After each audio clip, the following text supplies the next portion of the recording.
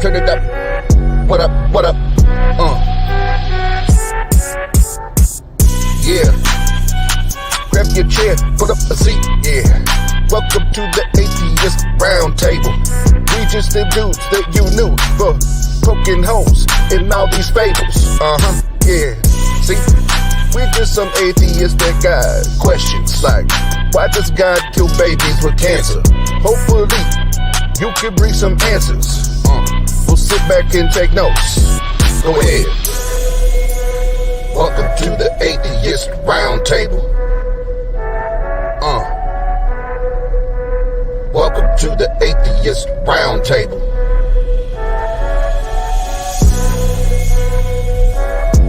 Okay. Turn it up, turn it up. Turn it up, turn it up. Welcome to the Atheist Round Table. It's another TART live show, event, extravaganza, or just a bunch of shenanigans, however you want to view it. It's your boy Oz, as always, and then we got Nate. What's up, man? How's it going? I'm chilling. I'm feeling good. I got my new YouTube Atheist t-shirt in the mail. So now when the Christians say, "Oh, you YouTube atheist," I can say, "Yep, I'm on YouTube often, and I happen to be an atheist." And you're not atheist off of YouTube, or I guess not. I guess it's only on YouTube. Just on YouTube. Okay. It was an exclusive deal that I signed with God and the devil. It's only on the YouTubes. Yeah. Yeah. We have an awesome guest with us tonight. I've been looking forward to having Todd on with us. We'll get him on the screen here in a second, and we're gonna have loads of fun. We have loads of fun tonight, Nate. Loads. Yeah, or what is it that you call it? That I'm like, don't say that. What? Tons of fun? No, it's going to be a hoot. I call you tons of fun. It's going to be a hoot. It's going to be a hoot. Oh, it's going to be a hoot. Yeah. The only thing I wanted to plug tonight before we get started is the link. I won't even bother putting it in there because Mr. Nightbot does a great job of doing this for me. But make sure you go check out our new clothing, apparel, shoe store. My shoes are supposed to be here like any day. I can't wait to get those. But go check that out because there's some stuff on there, and it's meant to be funny and but still make a statement and a bold statement on some of them at that. But I do want to make sure that we say hello to Titan. Your anus is in the chat. So welcome, Titan. And Nate, you want to tell everybody about your show here before we get started? Because you recently switched to more of a live format. So if you want to share a little bit about that, and then we'll get this damn party started. Yeah. So Wednesday nights we have been doing 10 o'clock. If I think Murdershed Steve's working on some content as well. So once that gets going, there might be some time change there, but. Up Late with Nate Wednesday nights, 10 p.m. Like Oz was stating, it was pre-produced before, and we've moved it into a live format where we do ask for some calls to roast me on air. And we go through a few topics. We have top roast comment of the previous week, and we have a good time on there. Also, make sure you continue the hashtag Fire Nate or Cancel Nate or hashtag Keep Nate, because we have a running tally going for that to see if I will keep my Wednesday night slot or if Aunt Kathy's taking it over. And so all good things. But yeah, Wednesday nights, 10 p.m. And I guess I'm not fired completely yet because I'm still on some shows. So yeah, we're still drafting up the documents, but we'll talk about that when we're not live. It's probably right. But without further ado, let's get to the good stuff because they'd much rather hear Todd talk than the two of us. So everybody will bring Todd on here.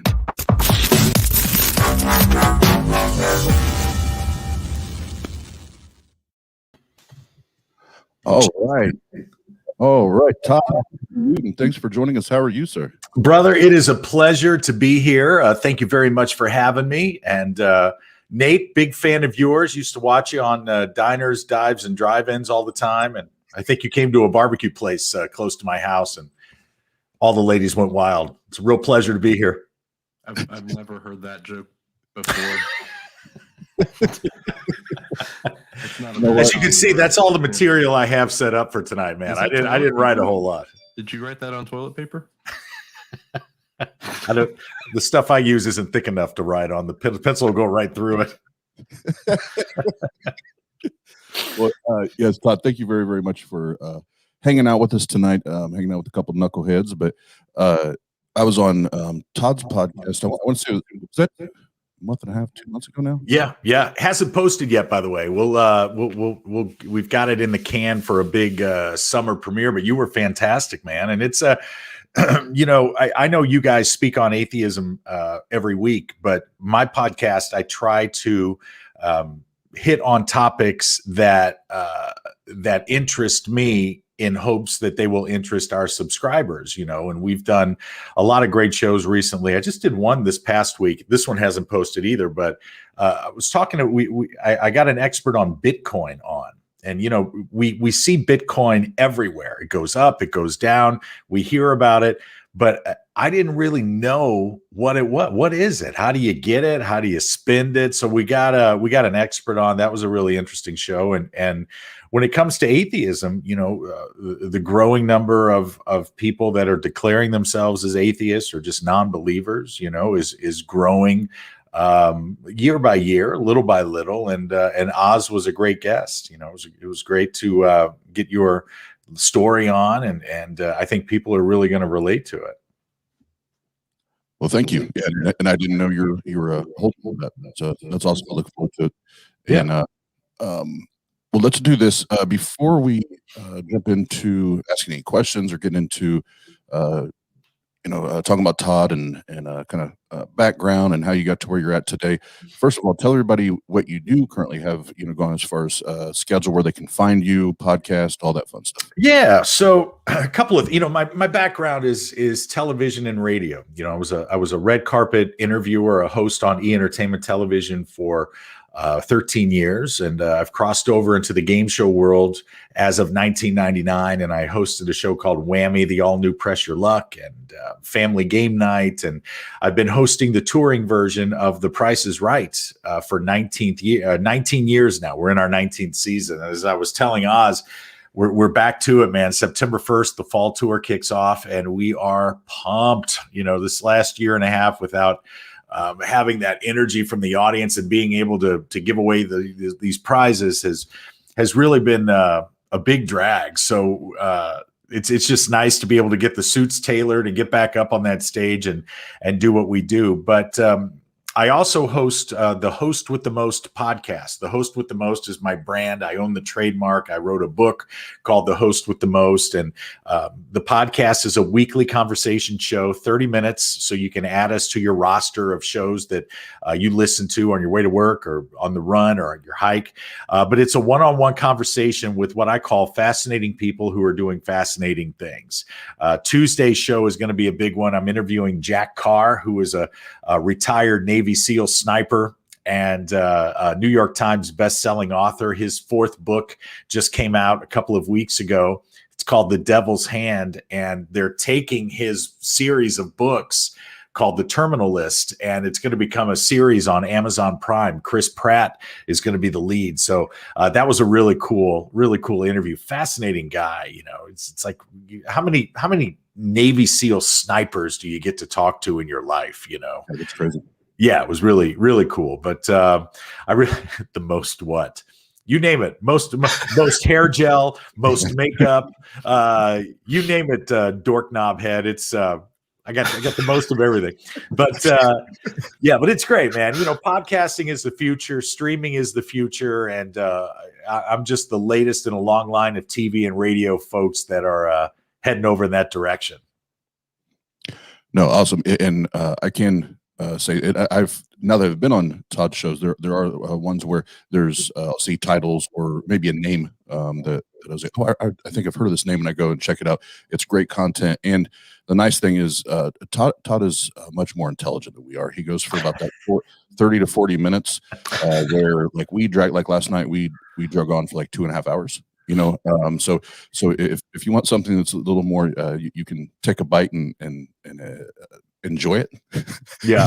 Like, Well, really, there are two ways to do what we do. And essentially, we're all content creators. We're trying to put stuff out there that listeners and fans will enjoy. And you can either do the long form like you guys do so well, or you can, you guys deliver the knockout punches. I just try to come in and hit with the little jabs.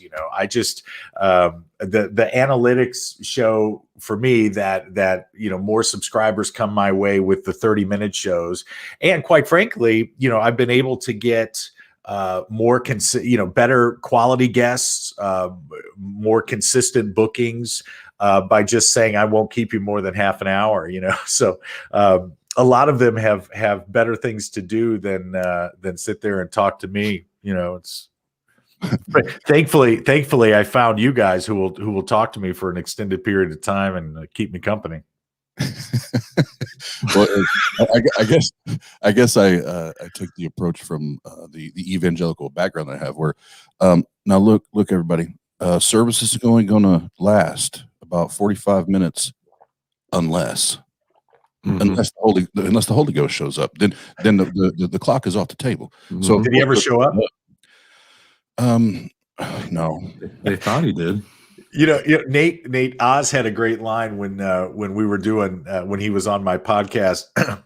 I used to end my podcast with "Todd bless, friends, Todd bless," and Oz came back with, "Well, at least we know Todd exists." I thought that was really good. Can see you, that's for sure. Yeah. I don't know where the other guy went. Yeah, I haven't found out yet. Now, if I could just work it so that angels sang whenever I entered a room, man, I'd be the hit of every party. You need a good sound guy then. You need someone to I was about to cue say that up for you. get one of those digital portable soundboards. Yeah. Just pick that up. Just walking around town when you're grocery shopping. Yeah. Or on a first date, when a lady comes over to the house. And then I press pause on my phone and put it in the pocket. Nice to meet you. My name's Todd. I can do stuff like that. You guys, you guys have the good fortune of having, strong, loving women by your side in your life. I'm just over here playing Bachelor, so I can still show up to a date with sound effects, and if it doesn't work out, I can always just run to my car. I mean, I could still try it. I don't know. Stand how well on the corner till my Uber shows up.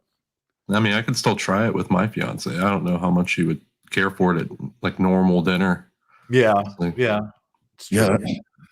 Well, for me, unfortunately, my wife, Mrs. Oz, that's in the chats, they're already flexing. She's beautiful. Yes, she is.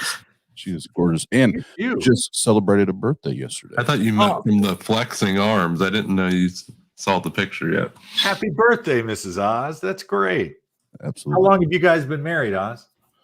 Well, we've been married about a year. Sorry, man. Did I caught you off guard with that question? Well, we have like, and she knows this. We have like 3 wedding dates because we had to keep moving because of COVID and all that. We had to keep moving things around. Oh, so let's just say a year. Let's just say a year. Well, since she's here, she'll have the answer, Mrs. Oz. Maybe you could throw it in the chat how long you guys have been married. The lady always has the right answer. Yeah, but I think technically speaking, it would be November 5th, but we've had to move it around so many times that I feel like I just say a year at this point. A year, okay. And then real quick, our homie Pasta Mike is in the house with normalizing atheism. Single squad. Bachelor club. Enough, she said. that I agree with. What was I going to say? Oh, so she's she's just as strong in her lack of belief in atheism as I am. So if I even attempted to walk into a building, the house, the bedroom, anything with angelic voices singing or anything, she'd be like, "Shut that shit off." Yeah, yeah, yeah. Well, I like the way I like the way you approach this subject. Because there was a time that when the topic of and I in mixed company, I normally shy away from topics in religion. I just don't see the value in going down that rabbit hole with people you don't know. I'm not out to convince anyone of anything, and I'm not really out to seek anyone else's opinions on my thoughts or beliefs. But there was a time where it was almost poisonous to say that you were a non-believer, or to say that you just didn't believe. Forget the term non-believer. It's just I just don't happen to believe that. But thanks to shows like yours and the topic becoming more mainstream, information becoming more available, I think it has become a little safer of a space to venture into. And quite frankly, it's an interesting space to go into, because for me, it's not so much do you believe or don't you believe. It's just what led you to that point. Yes. That's what's interesting. And I think if people focused on the background of the person they're having the conversation with more so than trying to convince them that their way is the way, I think it would be a more pleasant topic to talk about. Yeah, absolutely. And it is becoming more widely, I don't want to say accepted, but talked about. Yeah. I still, at least in the U.S., I still don't see it as being accepted. But it is becoming a bigger part of the conversation. So I agree, and I do. I appreciate what you said, Todd, and we as a channel and a group of folks, and not just ours, others like Pastor Mike and what he's doing, and many others that we're friends with here in the YouTubes. We hope we are normalizing atheism. Making it a part of a normal part, that it's okay to not believe. Like it's acceptable to not believe. Yeah. Yeah, of course. I mean, and why would it not be? I mean, that's, if you encounter someone professionally or personally, first of all, you better know that person pretty well before the topic even comes up, I think. And secondly, why you would judge that person on something that they have come to their own conclusions on for whatever reason is beyond me as well. I mean, this is, in this day and age, 2021, when people are free to do whatever they want to do, they're free to love whoever they want to love, they're free to dress however they want to dress, they're free to call themselves whatever they want to call themselves. If you're going to judge someone based on personal beliefs, that says a lot about you. But thankfully, as generations progress, as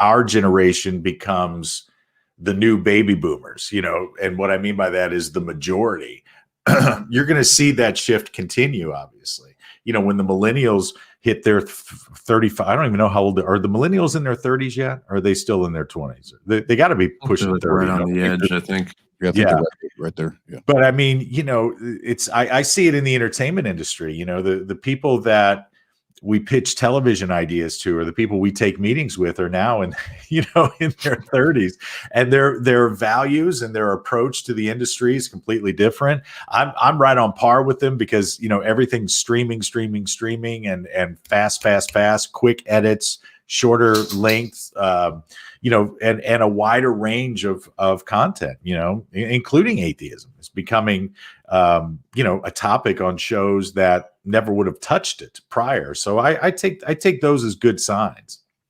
Yeah. And, I would agree with that. And, Nate, before we put Todd's feet to the fire and start digging into the sticky questions, I just got a pedicure, so today's the day to do that. That's great. Yeah. Oh yeah.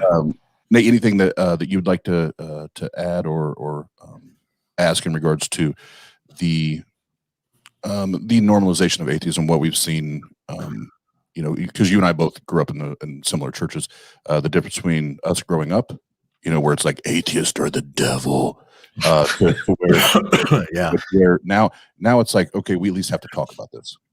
Yeah, I mean, when we grew up, it was don't talk to those people, don't think that way, don't get outside of your echo chamber, essentially. If you do, the devil's going to deceive you and do all that stuff. And there wasn't a real push for truth with stuff. It was kind of just stay status quo as much as possible.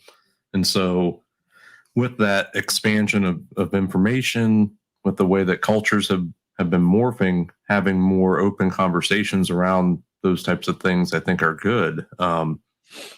Because at the end of the day, as humanity, as a culture, we want to learn to be good to each other to help sustainability of the human race and to doing things the right way for everyone that's involved.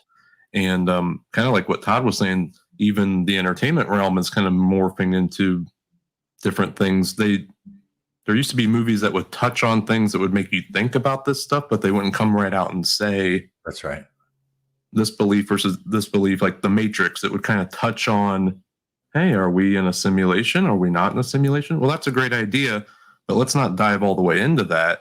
And we'll put the thoughts out there. And the further we get away from the normal generalized previous generations that had certain things set up, this is how TV is going to be, this is how radio is going to be. Don't touch these hot topics.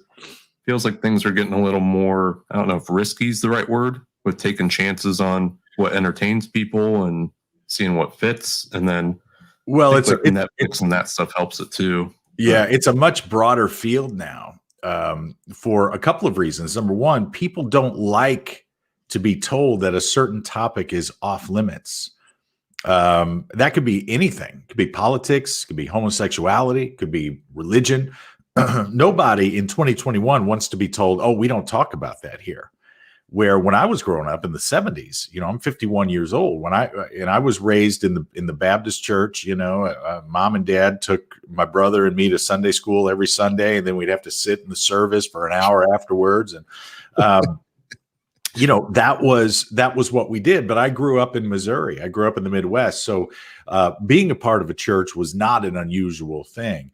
But when I did hit that age of 16, 17, when a young person just naturally starts having questions, not only about religion, but about life, about sexuality, about my future, you know, all of these questions, a lot of those questions got answered. It's like, okay, well, I got a girlfriend, so now I know how to relate to someone that I care about, and I got over the awkwardness of all of that, and then I decided what I wanted to do for my future, so I knew I could take that path. But over here were all the questions that I still had about religion, to which there were no answers. And you know, when 16 became 17 and 17 became 18 and onward, if you're not going to, you know, for me, it wasn't, this is BS, I'm never going to church again. For me, it was, well, you know, why would I bother going? None of my questions get answered, you know, and if you can't answer my questions, then I can't give you my heart and soul. I can't pour everything into this if nothing's coming back. I understand having a certain degree of faith, and that's wonderful. I mean, you know, you do have to believe in yourself. You got to believe in the power of love and all of that. So faith in and of itself, defined that way, is a good thing. You know, I mean, I want to believe that people are good, and I want to believe that the body can heal itself under certain circumstances, and I want to believe that things will turn out okay. But I'm not just going to blindly go forward in every aspect of my life. So, you know, my experience in the church is not a negative one. It just became an unfulfilling one. And, you know, time becomes more precious the older you get. And, you know, I can't afford to be spending all this time here. And I'm certainly not going to give you my money if I don't feel like something is coming back, you know. And I told Oz when he was on my show that, you know, one of the most heartbreaking things I ever witnessed. One of my grandmothers, when she was in her 80s, and she lived to be well into her 90s, but when she was in her 80s, she would watch Billy Graham. And I remember her watching Billy Graham sell prayer rags, little pieces of handkerchief, that if you purchased one, he would pray and, I don't know, wipe his tears and send it to you. And I remember her writing a check and sending it to him for that. And, it just didn't feel, and I was a kid there, and that to me felt icky. That to me felt gross.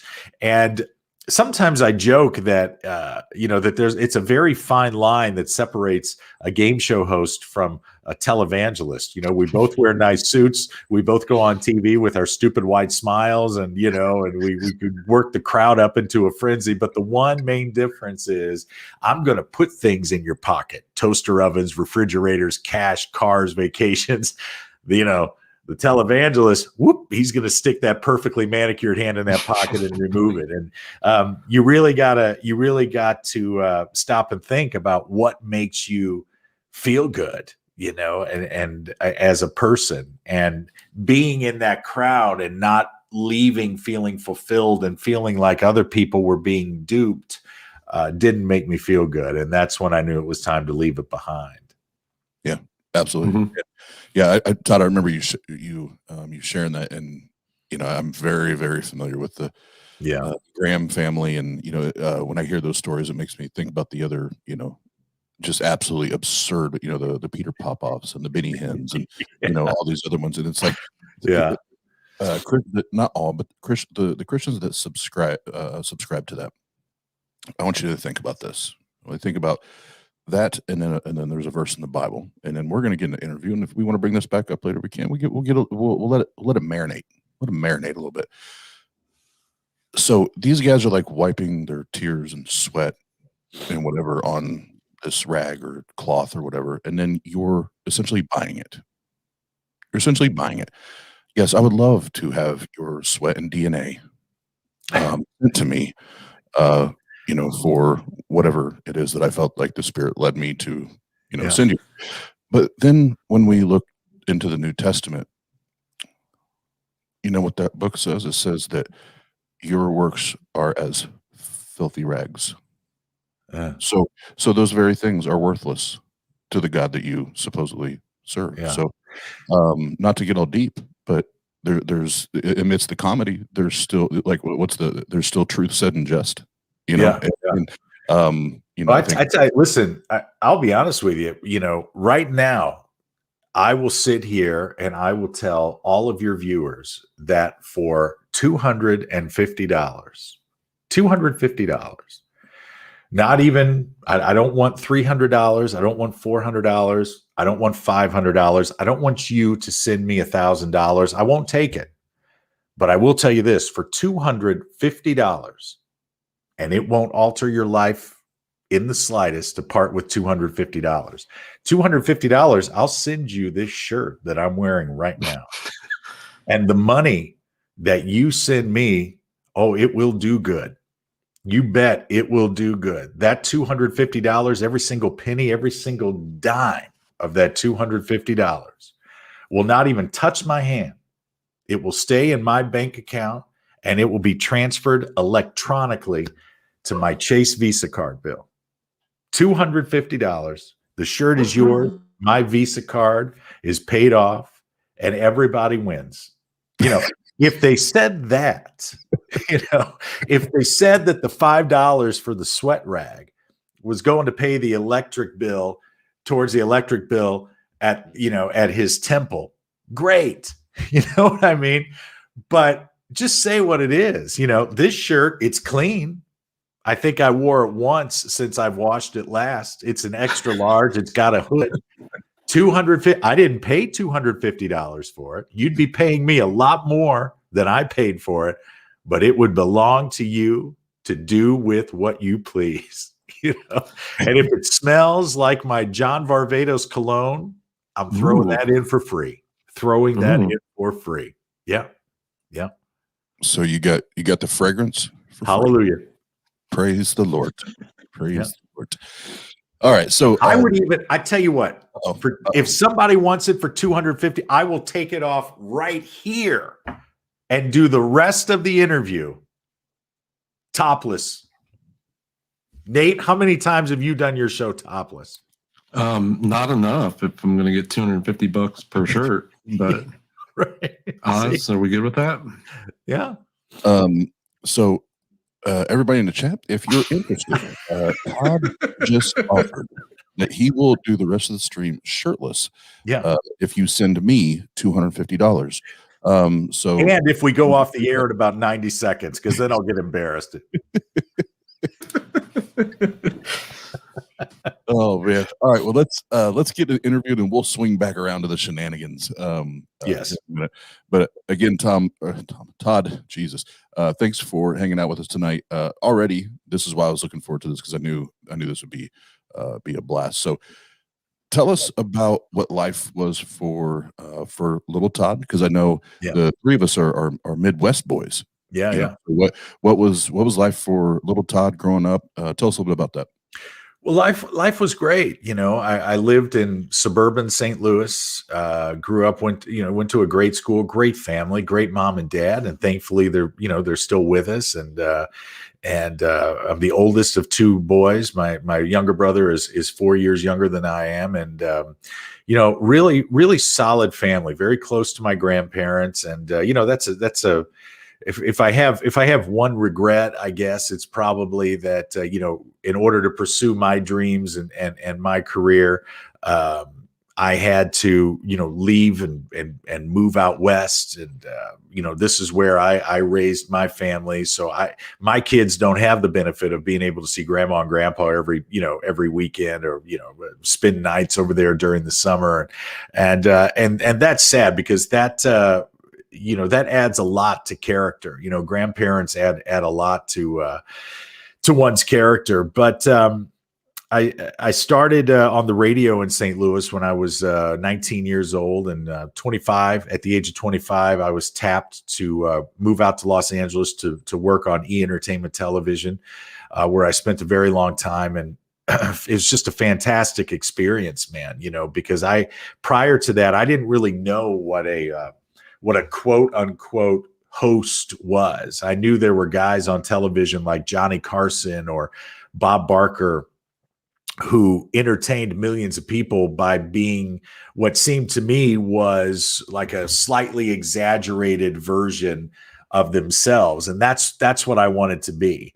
That's what I wanted to do. I never wanted to be an actor, but I wanted to be on TV. I wanted to make people happy. And when I was able to kind of cross over into the game show host world, that door opened. I mean, it was everything that I wanted. It was a live audience. It was one take. It was awarding people prizes and seeing them genuinely happy. I think that game shows are the only real form of reality television out there for the most part. I mean, there's a lot of staging that goes into some game shows now, but like with our Price is Right stage show, it's real contestants right out of the audience. Hopefully you guys will see us when we come to Indiana there, and that it's very fulfilling. I think it's authenticity that really fills my heart, whether it's family or being able to share a moment with a contestant when they win a sum of money. We're joking about the $250, but truthfully, if you're on a game show and you win 10 grand, that goes a long way. It pays off some credit card debt. Maybe it goes towards a kid's college fund, allows you to take a vacation you haven't been able to take, and that to me is the good stuff. That's what makes me happy as a man and as a human being. So all of that, seeing other people getting joy from other people's joy, that comes from my mom and dad. It comes from my grandparents. And so I still carry that part of young Todd with me, even now. And hopefully in 20, 25 years, my kids will be on a show saying the same thing, but that's really the story. That's the story from beginning to present. All right. And then we don't have to rehash. You mentioned earlier that you grew up in a Baptist household. Yeah. And you just came to the point where people, if I remember right from when I was on your show and what you shared, it really just came down to nobody had the answers. Like when you started asking questions, nobody had Right. the That's answers. right. That was accurate. That's right. Well, and the fact that and listen, I'm not slamming the Sunday school teachers that I had growing up. These are just people that were trying to do good by volunteering their time, And I look back and it's funny because they didn't know any more than I did. But I think it's there's got to be something in order for someone to invest themselves. You got to give me something. That was my thing. Look, the Noah's Ark story is a great story, but you got to give me something. How the hell, why did the Panthers not eat the bunny rat? Somebody's got to fill in these holes, and there were a lot of holes. And it's like, and then you get older and you start to see family members get sick or pass away.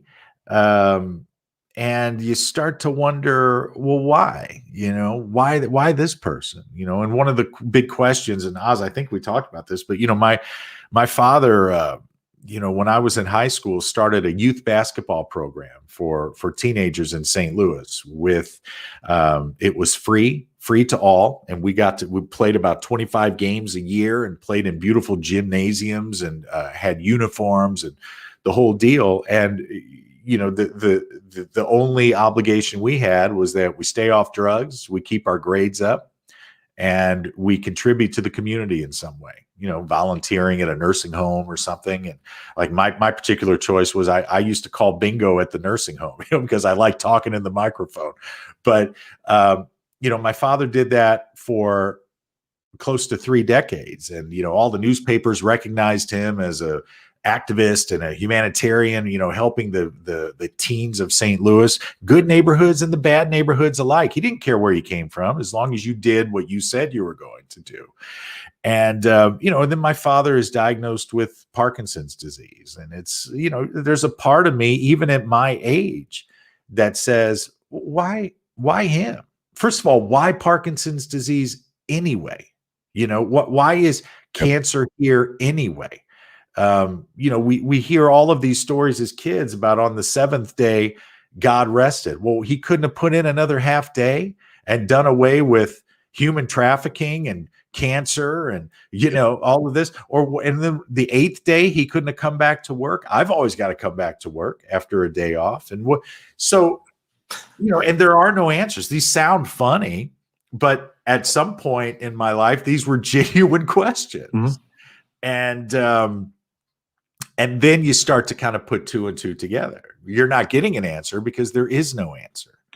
And then you dig a little further. And, like you guys, I'm not a non-believer just to be able to say that I'm a non-believer. I'm a non-believer because I haven't seen anything that's caused me to believe. So that doesn't make me a cynic. That doesn't even necessarily make me a skeptic, really, even though I do consider myself a skeptic. I think we talked about the time I got to spend with the amazing Randy, which, boy, you want to talk about a conversation to have. I mean, that's a conversation, but I just want to know things. I like knowing everything. I like knowing why my car runs, what makes it run. I like knowing what's in the food I eat most of the time. I don't take a sip of my bottled water without looking in it first, just to make sure there's nothing floating in there. So I'm not going to devote my life to something without being able to kick the tires a little bit. Mm-hmm. Yeah. Nope. I get it. And then I'll ask this question, and Nate, I'll let you give any follow-up question you have on this, because I think when we talk about the business, the entertainment business, Nate's done some stand-up and things like this. I'm sure he'll have a follow-up question or two to this. But Todd, switch gears back to the professional side of what you do. Mm-hmm.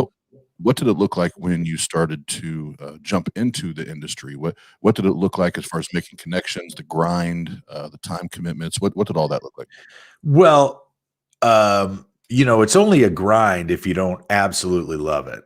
And I've always loved it. Even when I was working in radio and I was working the midnight to 6 a.m. shift, man, I was happy to be there. You know, anything that look, it's a cliche for a reason. You know, if you love it, you ain't gonna feel like work. And sometimes you really love a gig when you forget when payday is. You know, and I loved all of it. I loved everything about the radio industry. I mean, when I was growing up, man, you know, St. Louis was a great radio town. You know, I'm a rock guy. You guys know in the Midwest, rock and roll, it sounds better when you're in the Midwest. It just does. And St. Louis was a great blues city. We were right on the banks of the muddy Mississippi River. So to be on the radio there, I was surrounded by amazing FM radio personalities, guys that went all out, a lot of women too, that just went all out when this microphone came on. So I just wanted to be in the presence of these people. I wanted to hear my voice on that microphone going out, and I would have done it for free. And I did do it for free for a long time.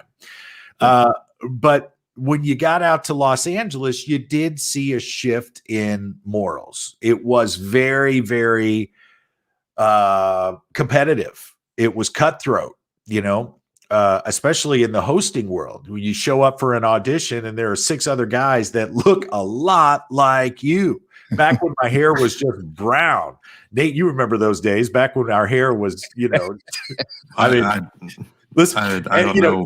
You show up and there were a bunch of other guys your height, you know, same, you know, just decent smiles, could kind of rap and could do their thing. I'm laughing because I had an actor on by the name of Brad Grunberg on my podcast, and he talks about even still he goes for an audition, and he's a comedic actor. He's worked with Adam Sandler, and he just did a stint on the new upcoming season of Curb Your Enthusiasm. But he says, you know, you walk in and there are games people play. They'll be like, hey, man, listen, I got to get back to my job. Is it okay if I go first, you know, before you? Yeah, you know, everybody's trying to get the leg up, you know.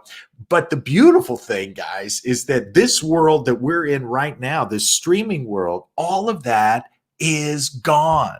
I mean, I haven't tasted any of that in a long time, but in this digital space where we're the creators of the content, you know, nobody gets in this show unless Oz lets them in, you know, and nobody's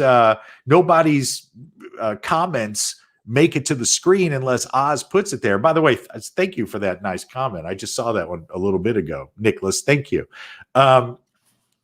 We're in control now, and it's up to us to be the people that our subscribers want us to be. The subscriber, the listener, the viewer, they're always the boss, man. And you can't focus on anybody else. If they're not watching or subscribing or rating and reviewing, then we're dead, you know? And I like that. I like being held accountable. And if I do a show and nobody tunes in, then, you know, I don't touch that topic again. So I really like the freedom, because what I don't like is I'm glad that the Hollywood vibe is out of my life now. You know what I mean? It's, you know, I do miss the days of sitting in a restaurant and and looking over at the table next to me and seeing a couple of girls talking and looking down at their purses, and they've got headshots in their purse. You know, that was classic stuff, but you know, the internet changed all that. But I don't miss having to, you know, scream and scheme for a break. I like having this opportunity to create what I create. And even though it's a crowded space right now, I know the cream will always rise to the top. At least I hope that it will. And, you know, life has changed, and for the better, I think. Yeah. Nate, any follow-ups on that? Yeah. So you were kind of talking about how this is becoming more of a broad brush that everyone can kind of get into. Yeah. If there's folks out there that feel like that's something that they've wanted to do, but haven't been, for whatever reason, able to pull the trigger on doing it. Do you have any advice for them, for folks that maybe have jitters or something like that? Value. Yeah, that's a great question. I think at this stage in the game, you just have to go for it. You have to start posting. You have to start creating, and win, lose, or draw. There's no other way into it. The public will tell you what's working and what isn't. But what we perceive as a really good on-air talent or influencer or content creator has changed. It's changed. I just had a wonderful this woman who I think is the new face of DIY, do-it-yourself home improvement stuff. Her name is Alex Worley. She was on my podcast just last week, and she's getting millions of views. She does these DIY videos. They're short, they're funny. She's cute, she's fun, she's relatable. And I asked her, well, what led you to that space? And she said about 15 other spaces. A bunch of other spaces that she tried, and it just didn't hit. It didn't connect. She's a former beauty queen, former Miss Wisconsin, and she tried beauty, but she wasn't that into it. She's good at it. Beautiful woman, knows what she's talking about, but she wasn't passionate about it. She tried fashion. Couldn't have cared less, about fashion. But the DIY, when she invested her own money in this house and wanted to save money in the improvements and flip it and get a renter, and start seeing some positive cash flow, she's into that and she's really good at it. So if you're wanting to just get into this, you don't have to take the road of pitching an idea to a television network executive anymore. And consider yourself lucky for not having to do that, because that is the worst, the most frustrating. Now you've got YouTube. YouTube is here for you. And I think that's just great. This is what entertainment was meant to be. Yeah. So you would say, make sure you're passionate about whatever you're trying to put out there so that people can relate to it. Yeah. And then try as many ways of doing that specific thing as you can think of. Yeah. Even if it's not YouTube, maybe it's Twitch or one of the other areas that. Yeah. Whatever platform or whatever. Or podcasting. If you think you've got something to say it and keep saying it, and you'll see if you're saying it in an entertaining, informative, or inspirational way, people will find you. Sure, you got to invest a little bit of your budget in marketing. You got to do all that, of course. Nobody becomes a star overnight, but it's nice to see when you get, when your first show, you wake up the next morning and you're like, oh my God, 30 people listen to my show, and then you do it again. And within a month, it's up to a couple of hundred. And then 6 months, you've got a couple of thousand. You're like, this is great. And you start to hear feedback from people. When I post an episode of The Host with the Most, I try not to look at the analytics for a couple of days, because I want it to simmer. And I know it goes to people's phones, and maybe they don't listen to it right. They're not waking up saying, I wonder what Todd's doing today. I get it. We've all got kids and jobs, but I'll look after a few days. I'm like, wow, this guest really hit home, or this topic. I know when Oz's show posts, it's going to be a great topic because everybody wants to hear both sides of it. And I would welcome a diehard believer too, because I'm just as interested on what makes her believe as what makes him not believe. Man, it's all one world. We all got to share it. And I'm going to sleep just as good tonight, regardless. So let's talk about it. Let's open it up. And that's what's good about the show you guys do. I mean, obviously it's called the Atheist Roundtable. But if somebody were to come on, if you were to get somebody in the comments that says, guys, my faith in God has made all the difference in my life. This pandemic has been horrible. I lost both my parents. I lost my job. And if I didn't have my belief in Christ, I would have lost it. I get it. I respect it. Whatever gets you through. And that would be a great conversation to have with somebody, and prior to this digital age, we didn't have the opportunity to have those conversations. Absolutely. Anything else, Nate? I don't know. Are you grilling me now? No, I don't know, because I know you did. I know you did stand up and tried your hand. And when some people say, "Well, you tried your hand and you didn't do it," that's tough, man. To even from whether it's being a host of a game show or getting up and doing a stand up, like all eyes are on you. Yeah. Everybody's expecting you to deliver. So that's why I wanted to make sure you asked anything you wanted to, because I know you tried your hand at that, and I have. Just like for me, a musician getting on stage and everybody, it's like those moments where it's like, yeah, the butterfly effect that you get when you walk out there. Well, we have to. The important thing is we have to respect the fact that people are investing in whatever it is we do. Whether it's a television show, they're paying for cable, they're sitting down, or they've DVR'd it and they're watching it later, or whether it's this show live, people are investing their time. If it's a live theatrical event, people have opened their wallet, hired a babysitter, taken an Uber, probably haven't had dinner beforehand. It's a lot. That's a lot to get people to spend their money or spend their time on you and your dream.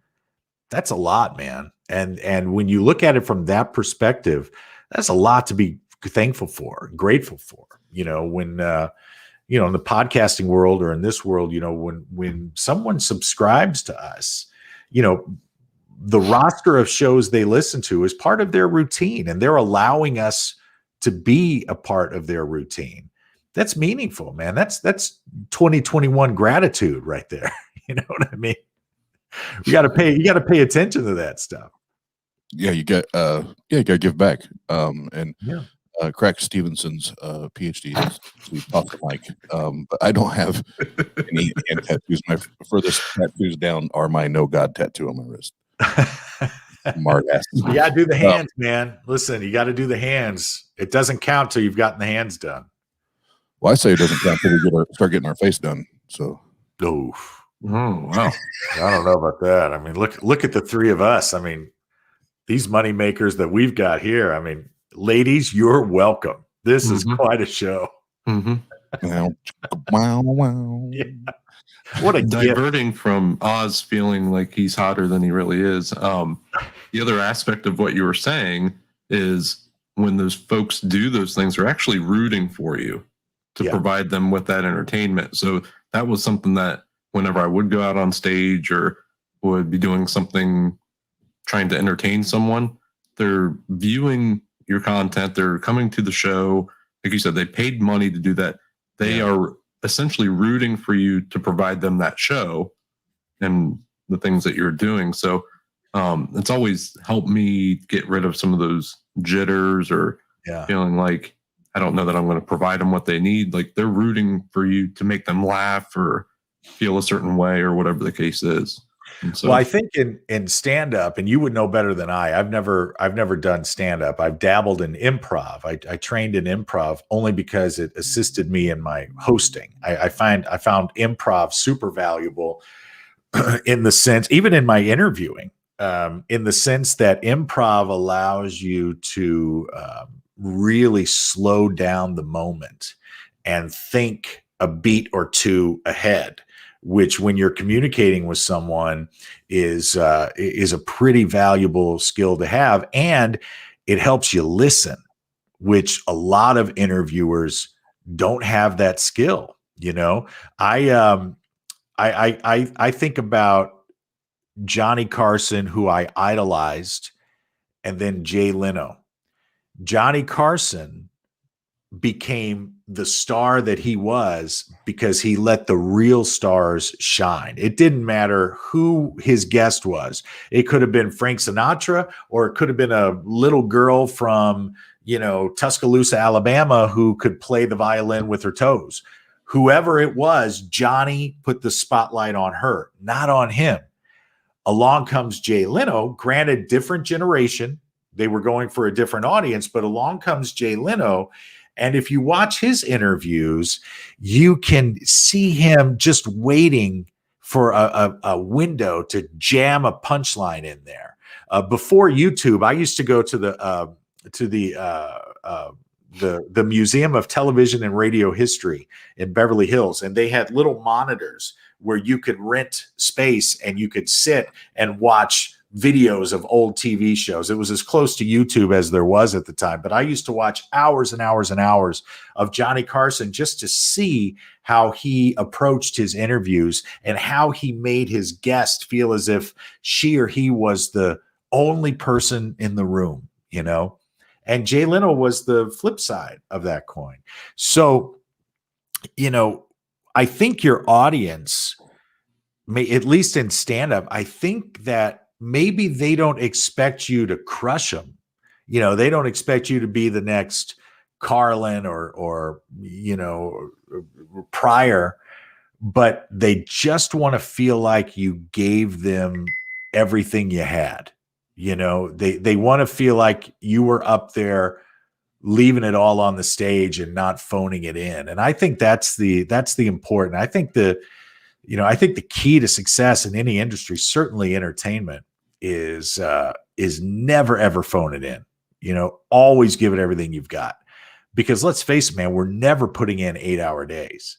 You know, you're doing a 45-minute set, I'm doing a 30-minute podcast or a 90-minute show. If we can't give it everything we've got for 90 minutes, then we don't deserve the spot that we've been given, I think, you know? Nope. Yeah, I agree with that. Yeah, when it comes I out, mean, like, granted, the last 15 minutes, I've really been half-assing it on this show, but this isn't my show, you know? Well, yeah. I mean, still better than us. Yeah. When you phone it in. So that's also because Nate paid him half rate. So you're right. Oh Right. man, you didn't get the rest of that in the Cash App. Nope. So I like how we're talking, and then the comments are they've reverted to talking about tattoos on the butt cheeks. Yeah. Welcome to a live YouTube show. Yeah. welcome to a TART live show. We're talking about industry, hard work, and giving it all you got. And they're like, maybe I should put a face tattoo on my ass cheek. Yeah. Mm-hmm. Yeah. All right. So I pulled up a little video, as Pasta Mike would say, a little video. Uh-huh. And this is what we'll do here before we wrap, because we're just at approaching the hour mark here. It's about 10 minutes long. I won't let it play for the whole 10 minutes, but there's going to be enough on here where we can, after we watch a few, take maybe 5 to 8 minutes and just cut up and have fun. I'm looking at the contract you sent over. After the 1 hour mark, we do go into union overtime. So this video is going to put us into union overtime, correct? Right. So 1 second. Hey, Nate, I just muted Todd. He can't hear us. Oh, okay. What happened, guys? But make sure you go and earn whatever it is. However you get to earn that money tonight, make sure you earn it. I'll earn it my favorite way. I know you will. All right. All right. Put gloves for everybody. Sorry, Todd, if you could hear that. Sometimes our technology here, atheists aren't good at science or technology. So I didn't get that memo though. But we have a little video that we'll view here, and I'll, like I said, we're not going to stop it, interrupt it that way, because what I found out is when people on YouTube do like these reviews and they like stop it whenever they think something's funny or whatever, it takes like an hour to get through like a 4-minute video. So we're just going to let it play for 2, 3, 4 minutes maybe, and then we will. We're just going to absolutely be obnoxious about what we're getting ready to watch. So I hope everybody is ready. All right, add to the stream. There you go.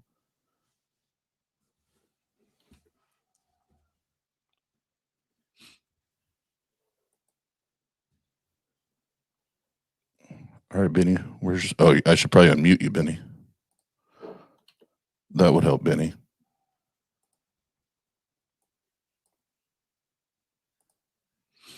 You may not understand this. I don't either. I don't either. But when the Lord talks to me, I obey him. It's just that simple. There's nothing more to it. Are you ready, guys? Fire!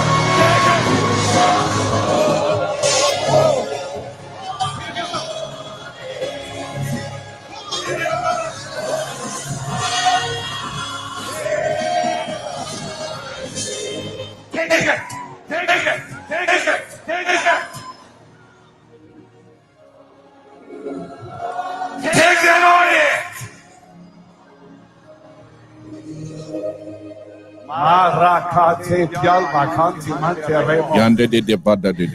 It's true. Take the fresh breath of the Spirit!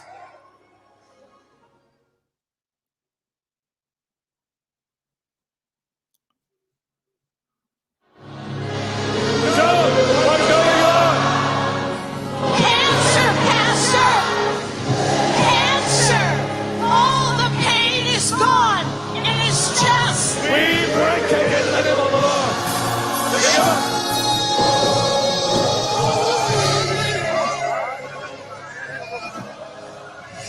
Holy, holy! Lucas, all the pain is gone!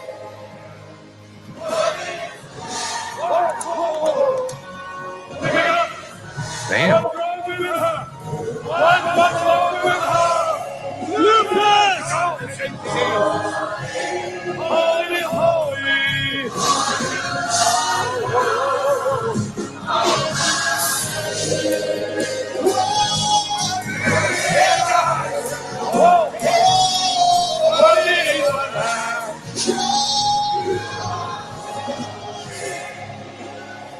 Joshua, 15 years old.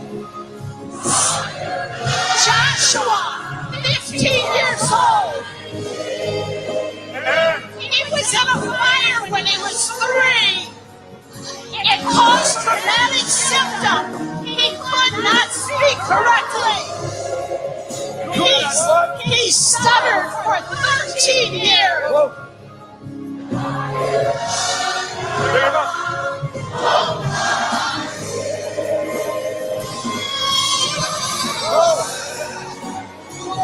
She was in the choir.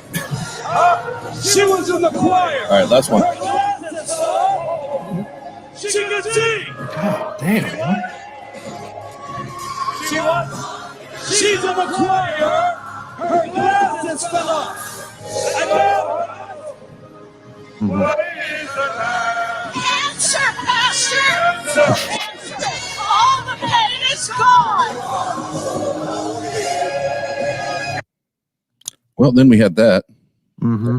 And then we had that. You know, when I watch that, I think to myself, first of all, shame on that guy, you know, but secondly, I think he wouldn't be there if that congregation wasn't there supporting it, which is almost equally, if not more frightening than the fact that, you know, he's probably pocketing a good chunk of change. Yeah, that's what that was always what was kind of mind numbing to me. Even when I was still in, what's up, dude? This is Bruno. What's up, Bruno? He was like, "What's up, guys?" Yeah, he likes it. He likes a little screen time. He heard Benny Hinn was on. He had to get a view on it. He was like, oh, "Today's my day. My day." Yeah, I think every time I get the opportunity to be a guest on someone's podcast, I always make sure Bruno gets a cameo. It's kind of my, kind of my Alfred Hitchcock moment. You know, so crowbarring in those little quick shots. Absolutely. I know there's a lot in the atheist community are cat people. I'm not so much because I'm very allergic. So when I see dog, like I'm a dog guy. I love dogs. So I don't really care for cats. But no, Todd, what you're saying about that with Benny Hinn, I always, you know, as I grew in my Christianity, I got further away from some of that, like the way out there, you know, parts of that belief. I would look back and I'm like, you guys realize that, like, if you just stop going and give this guy your money, less people would get hurt, less people would go broke. and the world would just be a better fucking place.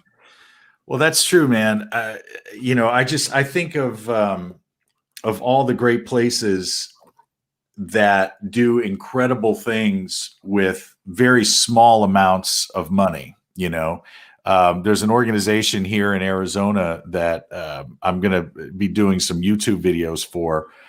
They're called A New Leaf, as in turn a new leaf. And the things that they do for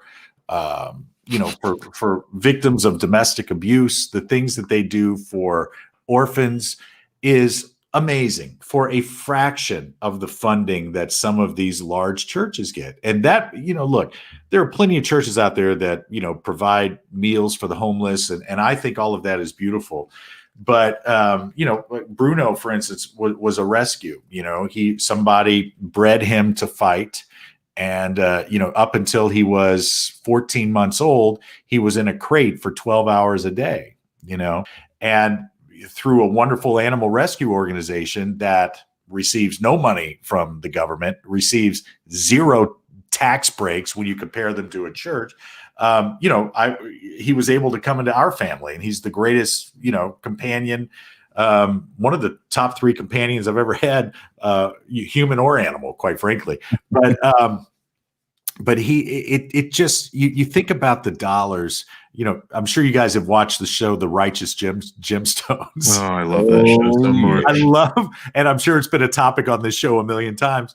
But I love, that play. That comedy comes from a very real tragedy. It's those guys. Danny McBride is just so good. I mean, John Goodman, all of them. He's so good in that. But it's that writing comes from a real place. If it wasn't an actuality and an actual side of our society, that show never would have been made. So you just gotta think about where you channel your efforts. It goes back to who you're going to support, who you're going to watch, who you're going to listen to, who you're going to subscribe to. That's currency in this day and age. So you got to be selective. You can afford to be a little choosy. Yeah. And I've never really understood why people go there, and like there's never, like, you don't actually see anybody that gets wheeled into the building in a wheelchair, because it's all set up, right? So nobody actually gets wheeled into the building in a wheelchair that came in with these pre-existing conditions or whatever. They come in the building, then they're in a wheelchair, then they get out of the wheelchair. He's been exposed so many times for that. And then there would be the people that actually came into the doors in a goddamn wheelchair. And as soon as they hit, I think they even, like, people went to multiple rallies or whatever, crusades, that's what he called it, Benny crusades, and they were watching the systems or the processes that were sure. And once they got to the second section, once they hit the front of that, somebody would stop them if they didn't know what was going on with them, because they didn't want the people with the real ailments getting up to the front of the that's all of James Randi's books, all of his books, debunking Popoff and all of these guys, and intercepting the frequency, between Popoff's wife, sending him messages about, the lady. But you're right. I mean, people would walk in and there'd be a greeter, and they'd say, "Oh, listen, we got you a seat right up front. Take a load, hop in this wheelchair. We'll put you up there, and you could just stay there." It's all a problem. And 99 times out of 100, when somebody gets up on that stage, I see it with game show contestants. When they get up on the stage and the lights and the audience, the last thing they're going to do is say, I didn't show up here in a wheelchair. They're going to just kind of roll with the flow, because a lot of people want that to be over with. They don't want to be the center of attention. But it's, you're playing on the psychology, and again, Randi's books, all of them are just great. All of them. Fantastic. Talk about a guy that did the research. Oof. Yeah. Oh, he's done a great job of exposing the bullshit. The ones that I feel the worst for are it's terrible for everybody involved. Other than Benny, because Benny gets to get rich. But it's the ones that come in and they happen to sneak through to the front or on stage or whatever because they're not in a wheelchair or that it's not physically it's not physically seen that they have something going on, like their collarbone is shattered or their shoulder is broken or something like that. You just can't see until they tell you. And and not just Benny Hinn, I've seen I don't know how many of these healing pastors, they're like praying, oh, shikabahai, passing the devil by. Ooh, did you feel that in your shoulder? Did you feel that in your shoulder, brother, sister? You should have felt that right there. That was the Holy Ghost. And they're like, oh yeah. And then they hit, and I've broken my shoulder twice. And you can rotate it, and you get to a certain point, depending on where your break is, and you can see it. They grimace, and you can see it in your eyes, and they're like, oh fuck, But then they continue to do further damage because they want to be healed. They don't want it to in front of their brother and sister, and they don't want it to look like they don't have the faith or the capacity to be healed. And think about. Let me let this dog out real quick. But think about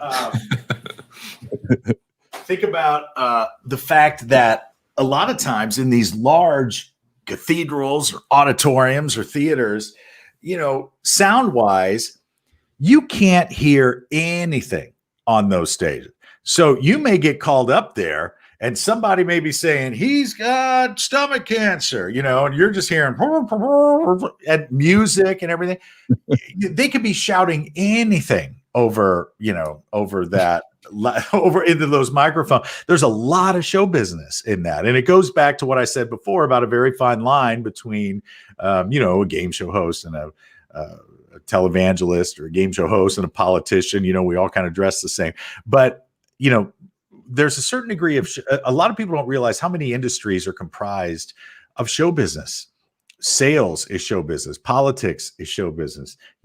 It's all the same. Somebody had a comment before about how there's a lot of ego in show business. Well, of course there is, but there's also a lot of ego in professional sports or a lot of ego in music. If you're really, if you're really dead set on what you do and you feel like you do it well, you can call that ego, you can call it confidence, you can call it arrogance, but these televangelists, man, to be able to pull off what they pull off, I mean, I don't know if you guys saw the on social media when Joel Osteen was on the Today Show last week, they blew up, but do you think he cares? He does not care. Nope. You can see it in his face. He doesn't care what anyone thinks of him.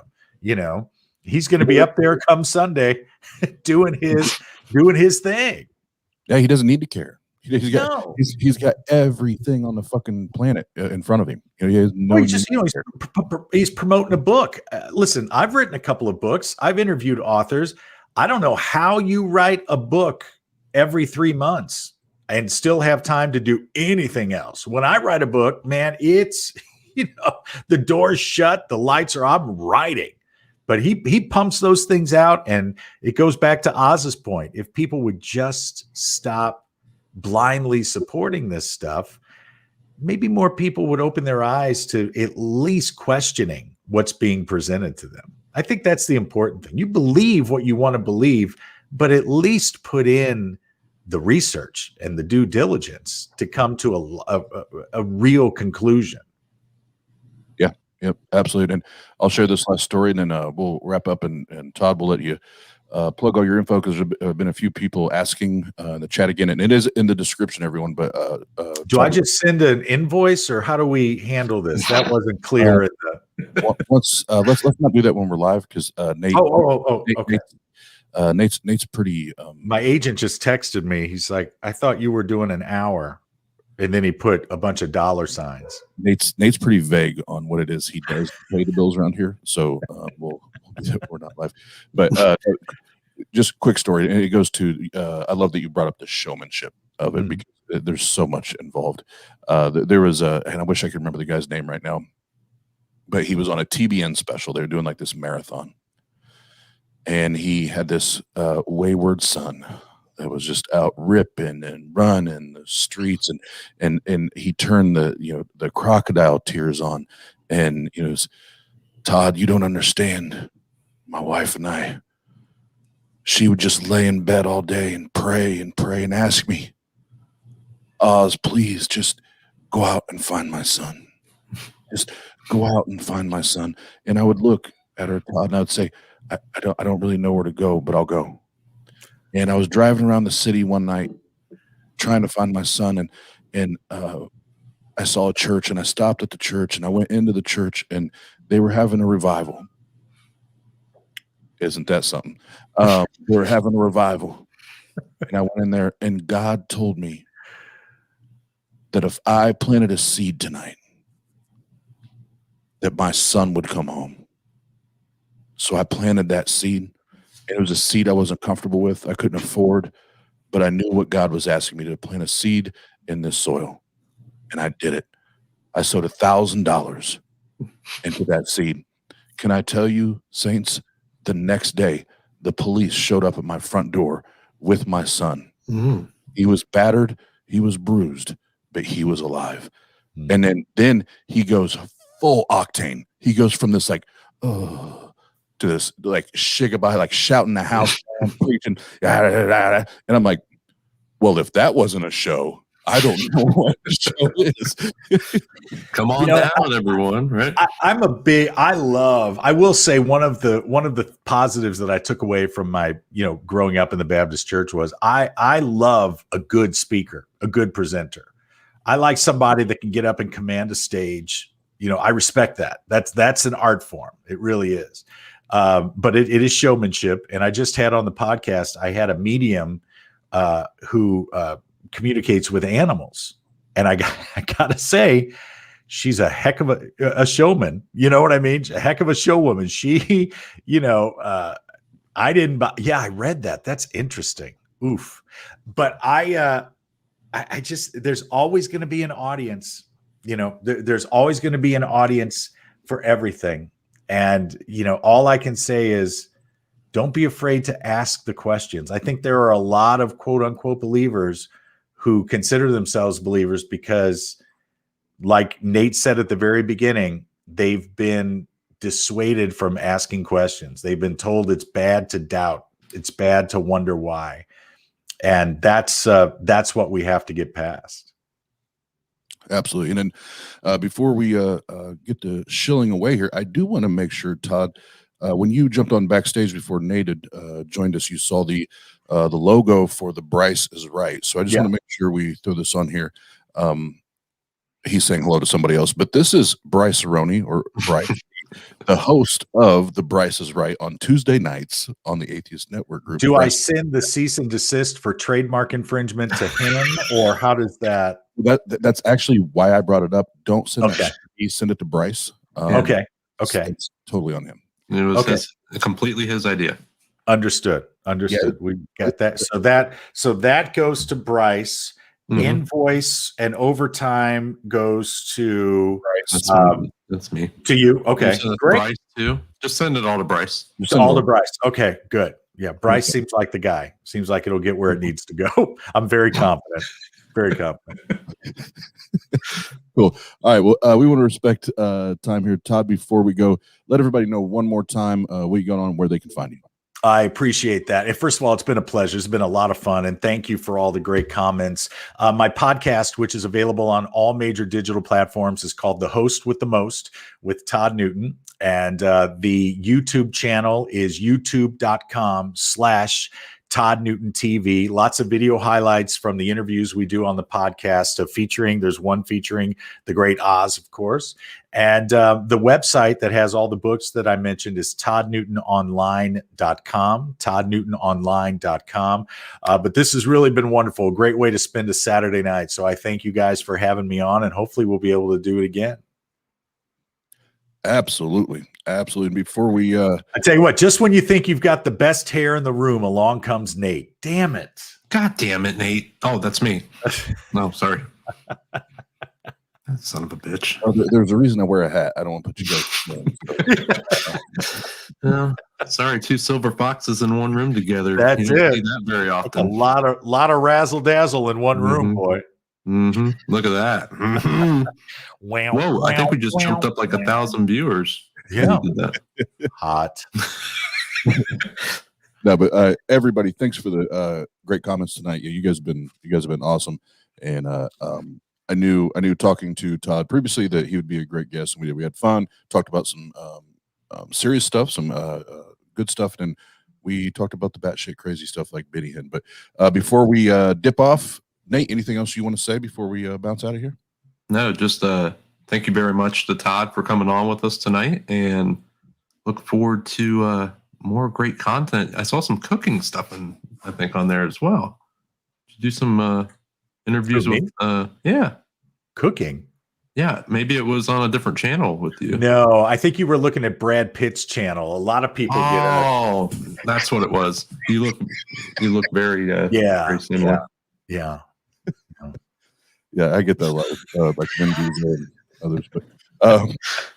But no, thank you so much, Todd, for hanging out tonight, and we will make this shit happen again. You can Love it. Anytime, boys. Awesome. Happy Memorial Day weekend. Yep. Absolutely. And chat again. Thank you one more time, and we will see you tomorrow.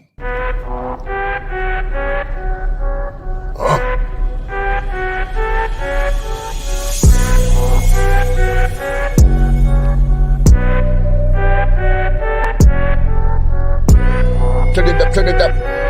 What up? Yeah. Grab your chair, put up a seat, yeah. Welcome to the Atheist Round Table. We just the dudes that you knew for poking holes in all these fables. Yeah. See, we just some atheists that got questions like, why does God kill babies with cancer? Hopefully, you can bring some answers. We'll sit back and take notes. Go ahead. Welcome to the Atheist